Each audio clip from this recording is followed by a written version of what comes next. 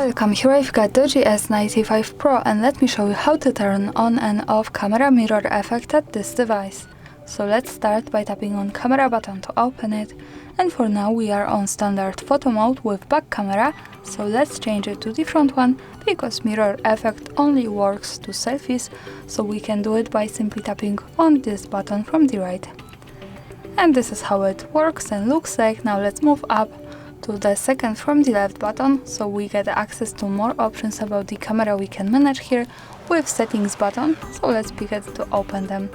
And now in photo category at the fourth place we have mirrored selfie option, so by using the button from the right we can easily turn off and turn on camera mirror effect as we need. And that's all, thanks for watching, subscribe our channel and leave the thumbs up.